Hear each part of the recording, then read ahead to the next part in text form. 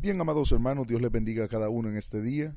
Hoy continuamos con el estudio de la primera carta a Timoteo y hoy seguimos en el capítulo 3, versículos 12 y vamos a leer hasta el 15.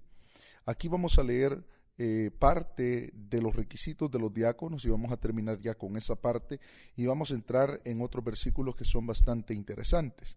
La palabra del Señor dice de la siguiente manera: los diáconos sean maridos de una sola mujer y que gobiernen bien sus hijos y sus casas, porque los que ejerzan bien el diaconado ganan para sí un grado honroso y mucha confianza en la fe que es en Cristo Jesús.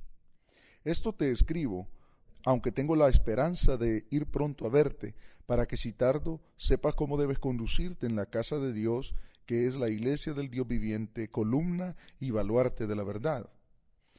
En el versículo 12, la palabra del Señor dice que los diáconos sean maridos de una sola mujer, y eso ya lo habíamos estudiado también en los requisitos de los obispos. Si usted quiere leer o quiere aprender un poco acerca de este versículo, y también que gobiernen bien sus hijos y sus casas, eso también fue parte de los requisitos de los obispos y lo estuvimos viendo en el capítulo 3 del versículos 1 al versículo 7. Si usted quiere leer o quiere estudiar un poco acerca de la referencia a estos versículos, estuvimos hablando un poco del divorcio y estuvimos también hablando un poco acerca de el hogar del ministro. Si usted quiere oír un poco de eso, puede hacer referencia o irse a los estudios anteriores. Ahora vamos a hablar acerca del versículo 13 en adelante. Porque los que ejercen bien el diaconado ganan para sí un grado honroso y mucha confianza en la fe que es en Cristo Jesús. Leamos la primera parte o veamos la primera parte de este versículo. Los que ejercen bien el diaconado ganan para sí un grado honroso. Es decir, el que ejerce bien o el que ejercía bien el diaconado en aquel entonces y también en nuestros días gana para sí un grado respetable. No sé si usted se ha fijado de que hay personas que han sido llamados para este ministerio y han estado ahí por años porque se han ganado el respeto y también la confianza de la iglesia y ahora tienen una posición que es bastante difícil que pierdan porque su testimonio es intachable. A eso se refiere el apóstol Pablo cuando habla de diáconos que ganan para sí un grado honroso. La palabra del Señor continúa diciendo y dice, y mucha confianza en la fe que es en Cristo Jesús. ¿Por qué dice esto? Porque la confianza que la iglesia pone en este tipo de columnas es bastante grande. Yo en lo personal y en la experiencia que he tenido he visto cómo la iglesia puede llegar a confiar en un diácono de tal manera de que hay iglesias en las que la membresía se acerca más a un diácono que al pastor. Tiene confianza más para poder expresarle sus sentimientos o situaciones que están atravesando. Nosotros como pastores tenemos que agarrar esto con mucha madurez, no entrar en ningún celo, a no ser de que haya detrás de eso alguna malicia. Pero si el diácono es una persona de respeto y una persona de confianza, tenemos que tener aún nosotros mismos esa confianza. Nosotros los pastores, yo he tenido y tengo diáconos que son de mucha confianza y a veces hay personas que se acercan a ellos, confían en ellos y a mí me alegra mucho. Yo también confío en aquella persona porque yo sé que no son personas que van a utilizar esa confianza de la iglesia o esa confianza que la iglesia ha depositado en ellos para tornar la iglesia en contra del pastor. Que son situaciones que se dan muchas veces dentro de iglesias cuando hay personas que ganan cierto grado de reputación en la iglesia y cierto grado de confianza. Hay que entender esto, de que ese tipo de personas que en lugar de utilizar esa posición en la cual Dios les ha puesto, la utilizan para destrucción y no para bendición, Dios trata con esas personas. No debemos nosotros de envanecernos cuando Dios nos ponga en posiciones así, sino considerar esas posiciones y darle gracias a Dios por lo que nos ha dado, por darnos la confianza de la iglesia, por darnos la confianza de la gente, por darnos la confianza del pastor y utilizar esa posición para tener un buen compañerismo, tanto con nuestros líderes superiores como también con la membresía de la iglesia y poder dirigir también la iglesia a la bendición de Dios o a lo que bendice la vida de cada uno de nosotros. Ahora la palabra del Señor, dejando ya lo que son los requisitos de los diáconos, entramos a unos textos bien interesantes donde el apóstol Pablo le dice a Timoteo: esto te escribo en el verso 14, aunque tengo la esperanza de ir pronto a verte, para que si tardo, sepas cómo debes conducirte en la casa de Dios, que es la iglesia del Dios viviente, columna y baluarte de la verdad. Para que sepas cómo debes conducirte, le dice el apóstol Pablo a Timoteo. La palabra conducirte en griego es anatefestai, y esto significa y tiene referencia al comportamiento ante la vida y el carácter. Es importante que nosotros podamos entender lo que Pablo le está tratando de decir a Timoteo, porque nosotros estamos estudiando estas cartas no solamente para los ministros, para pastores, sino también para todo cristiano que quiera conducirse bien delante del Señor. Y Pablo le está diciendo: estas cosas yo te estoy escribiendo para que sepas cómo debes conducirte en la vida, cómo debe de ser tu carácter al enfrentarte a las cosas y cómo debes tú andar en la casa del Señor. Ahora nosotros tenemos que aplicar estos versículos a nuestra vida y entender de que hay una manera de comportarnos como cristianos, hay una manera de comportarnos delante del mundo, hay una manera en la cual nosotros tenemos que proceder en todo lo que es la iglesia y el desarrollo de la iglesia. Amados hermanos, estas cosas el apóstol Pablo las escribió para Timoteo, pero el Espíritu Santo las estaba escribiendo para nosotros en el día de hoy. Por eso nosotros tenemos que ser diligentes en poder escuchar la palabra del Señor, estos mensajes que el Señor nos envía a cada uno de nosotros y aplicarlos a nuestra vida hoy, en nuestros tiempos. Ahora, cuando llegamos al versículo 15, el apóstol Pablo hace una referencia y una descripción de la iglesia. Ahora, cuando yo estaba estudiando estos versículos hace algún tiempo atrás, no pude soportarlos más y preparé un mensaje para la iglesia. Pude predicar estos versículos en la iglesia en un mensaje que le titulé La descripción divina de la iglesia, porque es el único pasaje en la cual el Señor, el Espíritu Santo, hace una descripción de lo que es la iglesia delante de Él. Y eso es lo que vamos a estudiar ahora y lo que vamos a comenzar estudiando en este día. Ahora, si nosotros vemos en el versículo 15, vemos 4 referencias que el Señor hace de la iglesia y vamos a ver cada una de ellas.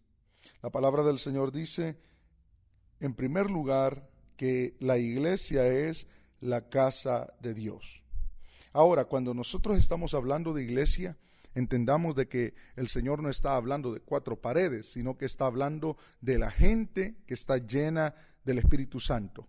Gente lavada con la sangre del Cordero, limpiada de sus pecados y que va para el reino de los cielos. Esa es la iglesia.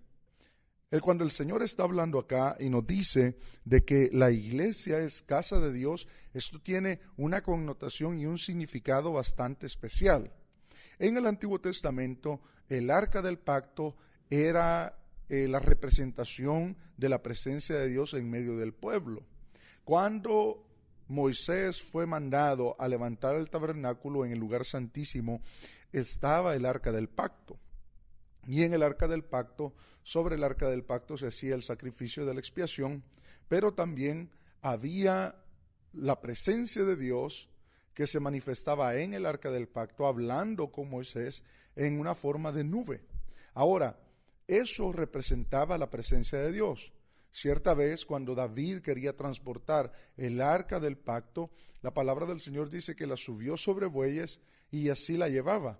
Entonces los bueyes tropezaban y Usa, uno de los soldados de David, quiso tocar el arca para detenerla y que no se cayera, pero cuando tocó el arca cayó muerto por la falta de reverencia delante del Señor. Veamos cómo era de importante la representación de la presencia de Dios en el arca. Aún David quería hacer una casa para el Señor, porque él vio su casa de cedro y él dijo, no es posible que yo tenga una mejor casa y el arca está allá entre cortinas. Entonces él dice en su corazón, voy a hacerle una casa a Dios. Y Dios le habla al profeta y le manda un recado al rey David y le dice, no se te olvide que yo te di todo lo que tú tienes. No, nadie nunca me ha hecho una casa donde yo habite, porque los cielos de los cielos no pueden contenerme. La tierra es el estrado de mis pies. Entonces, el Señor le dice a David, no hay un lugar donde yo pueda estar. Pero cuando nosotros vemos ahora en el nuevo pacto, en la sangre del Cordero, en el Evangelio del Señor Jesucristo, el Señor dice, habitaré y andaré en medio de ellos, ellos serán mi pueblo y yo seré su Dios. Es decir, este Dios tan grande, tan sublime y tan santo, que no quiso habitar en casas, ahora habita en cada uno de nosotros. ¡Qué privilegio! ¡Qué dignidad el ser humano tiene para que Dios quiera habitar en él y vivir con él y tener compañerismo con él! Por eso la palabra del Señor dice, le has hecho poco menor que los ángeles y le coronaste de gloria y de honra. Todo lo pusiste debajo de sus pies. David hace referencia y dice, ¿qué es el hombre para que te acuerdes de él? Y el Hijo del Hombre para que lo estimes. Amados hermanos, tenemos que entender entonces la dignidad que nosotros tenemos al ser la iglesia del Señor Jesucristo, que el Señor, el Dios de los cielos, vive y habita en cada uno de nosotros. Entonces, cuando el apóstol Pablo hace referencia y dice a Timoteo, para que sepas cómo debes conducirte en la casa de Dios, se está refiriendo a aquel ambiente de un grupo de gente sobre el cual o en el cual vive el Señor, vive Dios. El apóstol Pablo le dice a Timoteo, es necesario que tú sepas cómo debes tratarlos, cómo debes actuar con ellos, cómo debes vivir como líder dentro de ese grupo de gente. Ahora, cuando nosotros veamos la primera referencia, casa de Dios, ya vimos que la iglesia somos cada uno de nosotros. Ahora, casa de Dios. Uno en la casa tiene una confianza para actuar de una manera diferente que en otros lados. En la casa uno viste más cómodo. En la casa uno tiene un compañerismo, una intimidad con la esposa, con los hijos, que no tiene en ningún otro lado, porque muchas veces estamos nosotros en lugares donde tenemos que guardar la compostura, donde hay una manera de actuar, pero la casa es el lugar de compañerismo. Ahora el Señor pone esta referencia y esta descripción y dice, la casa de Dios. Este es el lugar cuando nosotros nos reunimos en cualquier lugar, sea en un templo, sea en un edificio, sea en algún convivio. Cuando la iglesia se reúne, Dios está con la iglesia. Dios se mueve con la iglesia en aquel lugar para bendecirla, para traer bendición a sus vidas, a cada uno de los que llega a ese lugar donde se reúne. El Señor entonces actúa con una confianza en medio de la iglesia que no actúa en ningún otro lado de la misma manera que actúa cuando los santos se reúnen a adorar su nombre y a vivir en comunión con Él por un momento, sea 1 hora, sean 2 horas, sean 3 horas. Ese es un momento que nosotros tenemos que aprovechar, porque así como nosotros apartamos ese tiempo para estar en la presencia del Señor, el Señor aparta ese tiempo para descender con poder y bendecir la vida de aquellos que se reúnen a adorarle. Qué bendición todo esto. Qué bendición reconocer de que cuando nosotros nos reunimos en un lugar, esto se vuelve una casa de Dios. Una casa de Dios, un lugar donde el Señor viene y habita con nosotros. Ahí nuestro Padre nos abraza, ahí nuestro Padre nos llena, ahí nuestro Padre nos da amor, nos quita las cargas, nos bendice, trata cada una de nuestras necesidades. Casa de Dios. Después pasa a otro término y a otra descripción y dice, la iglesia del Dios viviente. La palabra iglesia, que viene del griego eclesía, significa llamados fuera o llamados para afuera. Esto se puede utilizar de diferentes maneras. Una de las áreas en las cuales yo quisiera aplicarlo hoy es que el Señor nos ha llamado fuera del pecado, nos ha llamado de fuera de una vida de corrupción, nos ha llamado para ser escogidos de Dios. Cuando nosotros usamos esta terminología, llamados, esto significa de que el Señor en algún momento determinado de la vida de cada uno de nosotros nos escogió para la alabanza de la gloria de su nombre. el día que usted aceptó al Señor Jesucristo, el día que usted llegó a una iglesia y se reconcilió, ese día que usted vino a ser amigo del Señor y familia de Cristo Jesús, es en ese momento en el cual la elección de Dios se reveló a la vida de usted. Tenemos que dar gracias a Dios por eso, por ese día en el cual el Señor nos alcanzó y quiso revelarnos su gracia, quiso revelarnos su misericordia. Ahora, cuando nosotros entendemos esta terminología de llamados de Dios, la iglesia del Dios viviente, tenemos que darle gracias a Dios, porque esto no es de todas las personas. La palabra del Señor dice, no es del que quiere ni del que corre, sino de aquel del que Dios tiene misericordia. Si usted es cristiano, si usted adora a Dios, si usted cree que Jesús es el Hijo de Dios y el único camino a la vida eterna, entonces eso es una revelación de Dios. Cuando Jesucristo le pregunta a sus discípulos y les dice, ¿qué dicen ustedes que soy yo? Pedro levanta la voz y dice, tú eres el Cristo, el Hijo del Dios viviente. Y el Señor le dice, bienaventurado eres Simón, hijo de Jonás, porque no te lo reveló carne ni sangre, sino mi Padre que está en los cielos. El conocimiento de Jesucristo como Salvador, como único mediador, como único camino al Padre y a la vida eterna, ese conocimiento es una revelación de Dios a la vida del ser humano.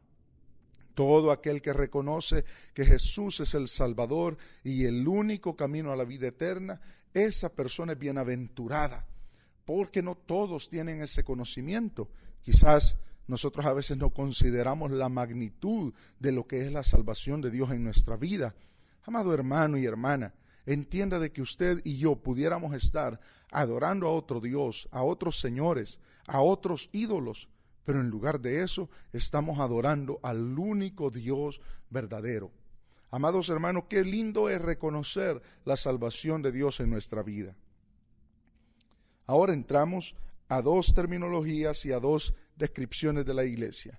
En primer lugar, dice en la última parte del versículo 15, columna y baluarte de la verdad.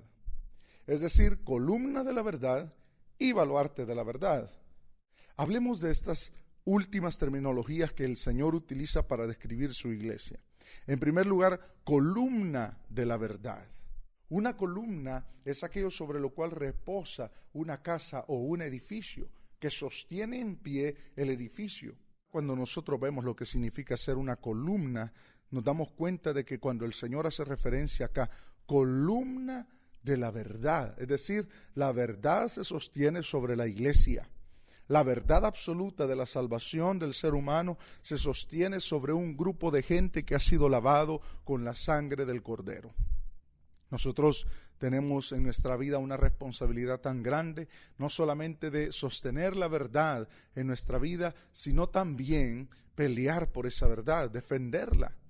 Columna de la verdad. Además de eso, si usted se fija tanto en las fotografías como también en la arquitectura antigua que ha sobrevivido al paso del tiempo, se dará cuenta de que en las columnas se ponía la estatua de héroes. Estaban a una altura que todos lo pudieran ver, que todos pudieran admirar. Se acercaban a esa columna sobre la cual estaba aquel héroe mitológico o aquella persona que estaba en alto para ver su historia. Y al pie de cada una de esas columnas había una descripción de lo que era aquel hombre o de lo que fue, porque estaba ahí su escultura. Ahora, sobre la iglesia hay un héroe de héroes. La iglesia es la que pone en alto al Señor Jesucristo, a nadie más. La iglesia es la única que exalta sobre todas las cosas el poder que hay en la salvación y en el evangelio del Señor Jesucristo. Nosotros tenemos esa responsabilidad no solamente de sostener la verdad, sino también de ser la iglesia que exalte al Señor Jesucristo, de ser aquella que ponga en alto al que dio la vida por nosotros y dar la vida a nosotros también por Él. La última descripción que se hace de la iglesia es acá, baluarte de la verdad. El baluarte era aquella estructura sobre la cual estaba en un edificio y sobre la cual caía la responsabilidad de la defensa de ese edificio. Ahora, la palabra del Señor hace la descripción acá y dice, la iglesia es baluarte de la verdad, los que defienden la verdad, los que se adiestran para defender la verdad que ha sido revelada a la vida de cada uno de ellos. Y esto lo podemos ver en la vida de los apóstoles, cómo ellos dieron su vida por el evangelio que predicaban. Ellos dieron su vida para poder defender aquello que había sido revelado a sus vidas. Así nosotros también tenemos una responsabilidad de defender y también de vivir bajo la verdad que nosotros hemos aprendido y que se nos ha sido revelada. Qué bonita la descripción que hace el Señor de la iglesia, lo que la iglesia es y su función, que tiene mucho que ver con la descripción que el Señor hace. Amados hermanos, hemos llegado entonces al final de esta corta enseñanza de estos versículos. Espero de que todo esto haya sido de bendición para su vida. Y vuelvo una vez más y repito, si usted tiene alguna pregunta puede dejarla en la caja de comentarios o donde usted haya escuchado esta enseñanza. Espero, amados hermanos, que todo lo que estamos enseñando acá sirva de bendición. Compártalo con alguien para que esa persona sea edificada también. Enséñelo a su iglesia, al grupo que usted lidera, para que también la iglesia pueda aprender todas estas verdades de la palabra del Señor. Y si hay también alguna sugerencia o también alguna parte que el Señor le haya revelado a usted de estos versículos, puede compartirla con cada uno de nosotros. Amados hermanos, espero de que el Señor les siga bendiciendo en su vida y adelante con Cristo. Dios les bendiga.